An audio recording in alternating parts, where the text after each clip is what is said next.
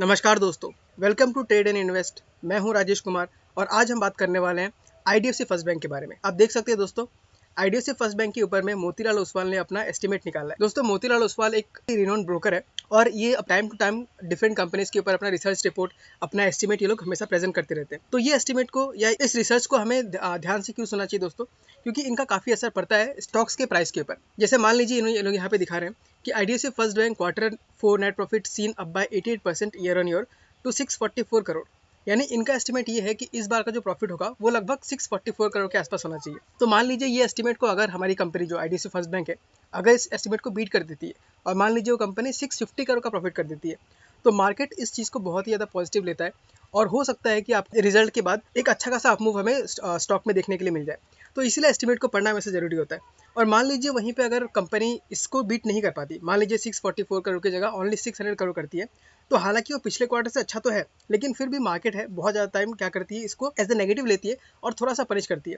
लेकिन दोस्त, अगर हमारा कंपनी बहुत ही स्ट्रांग है, बहुत ही अच्छा है, तो हमें इस एस्टीमेट के ऊपर उतना ध्यान नहीं देना चाहिए। लेकिन फिर भी एस्टीमेट पढ़ने में थोड़ा बहुत हमको इनसाइट्स मिल जाता है कि क्या हो सकता है। तो चलिए पहले एस्टीमेट पढ़ लेते हैं, फिर मैं आपको अपना ओपिनियन भी सुनाऊंगा। तो यहाँ इनका ये कहना है कि नेट इंटरेस्ट इनकम जो है वो इन्होंने एक्सपेक्ट किया है कि 30% से बढ़ेगा ईयर ऑन ईयर। याद रखिएगा दोस्तों, पिछले साल से कंपेयर कर रहे हैं। और अगर क्वार्टर ऑन क्वार्टर देखें तो 6.1% इंक्रीज करने का एस्टीमेट इन्होंने किया है, जो कि लगभग 3485 करोड़ हो जाता है अकॉर्डिंग टू मोतीलाल ओसवाल।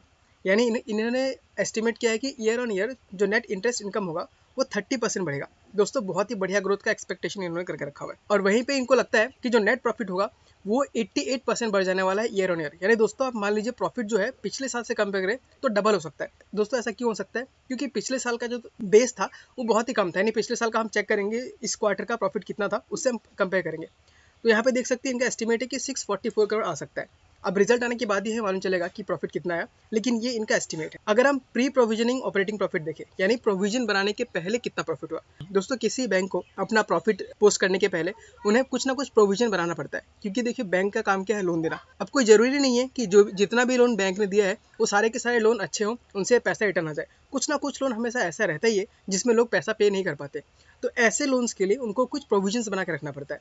तो मान लीजिए अगर ये प्रोविजन बहुत ज़्यादा बढ़ता है तो ये भी हमारे लिए एक नेगेटिव न्यूज़ की तरह हो सकता है। तो इन्होंने कहा है कि प्रोविजन करने के पहले का अगर हम प्रॉफिट देखें तो वो भी 61% बढ़ेगा, जो कि काफ़ी अच्छा खासा एस्टिमेट दिखा रहा है। और क्वार्टर ऑन क्वार्टर देखें तो लगभग 6% का हमको प्री प्रोविजनिंग ऑपरेटिंग प्रॉफिट दिखेगा। अब प्रोविजन के बारे में तो इन्होंने कुछ नहीं बताया, लेकिन वो रिजल्ट आने के बाद ही मालूम चलेगा कि प्रोविजन बढ़ा है ना घटा है। ठीक है दोस्तों, तो ये था मोतीलाल ओसवाल का एस्टीमेट कितना था। अब एक बार हम देख लेते हैं कि पिछले क्वार्टर में कैसा कैसा रिजल्ट पोस्ट कर रही थी आईडीएफसी फर्स्ट बैंक। यहाँ मैं निकाल लिया है। जैसे यहाँ पे हमको रेवेन्यू दिख रहा है, तो ये मैंने क्वार्टरली बेसिस पे करके रखा हुआ है, क्योंकि ईयरली अगर देखेंगे तो हमें इस बैंक को टर्न अराउंड हुए ज़्यादा दिन हुआ नहीं है। मान लीजिए पिछले 6 महीने से ही इसने अपना प्रॉफिट पोस्ट करना शुरू किया है। उसके पहले कंपनी जो है अपना बेस बनाने में लगी हुई थी, यानी पहले इसको अपना जो बेस मजबूत करना था, उसके बाद ही इसको ग्रोथ दिखाना था। तो क्वार्टरली हम एनुअली की जगह क्वार्टरली देख रहे हैं। तो चलिए पहले रेवेन्यू देख लेते हैं। आप देख सकते हैं जो रेवेन्यू है वो कंटिन्यूसली आपको ग्रोथ फेज में ही दिख रहा है। जहां 2 साल पहले 2021 में इनका रेवेन्यू सिर्फ 4000 करोड़ था, वहीं पे अभी लगभग 6000 करोड़ के आसपास आ चुका है। दिसंबर 22 में लगभग 6000 करोड़ हो चुका है। तो हम देख सकते हैं कि रेवेन्यू बहुत ही स्मूथली बढ़ रहा है। वहीं पे अगर हम नेट प्रॉफिट को देखें तो जहां 2021 में इनका प्रॉफिट 290 करोड़ था, वहीं लास्ट क्वार्टर में इनका 600 करोड़ हो गया। आप देख सकते हैं दोस्तों, लगभग 300 करोड़ से 600 करोड़ एक साल में इनका प्रॉफिट डबल हो चुका है।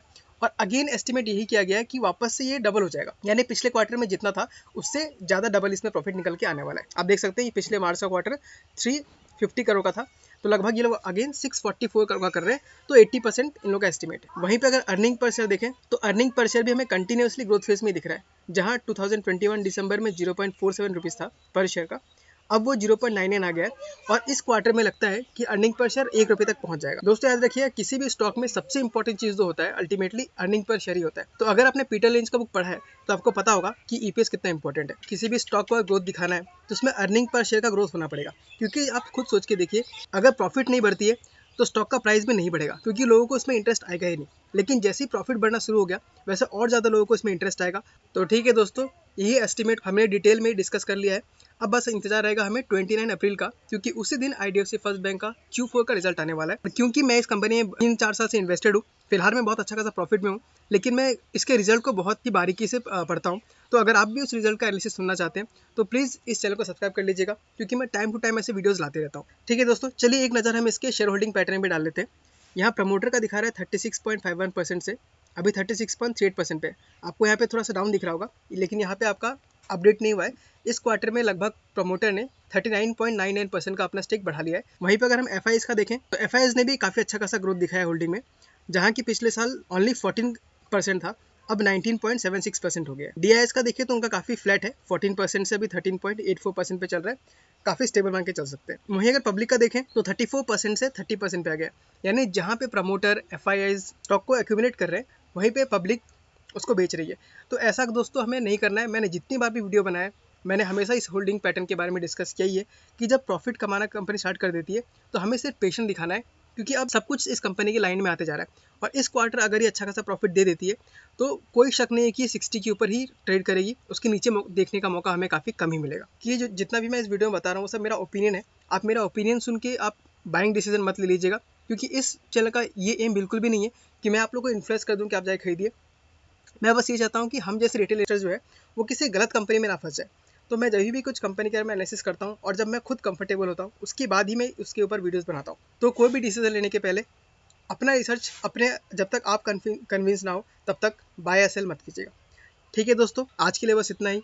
मिलते हैं किसी अगले वीडियो में किसी अगले स्टॉक के साथ। तब तक के लिए tata bye bye, take care.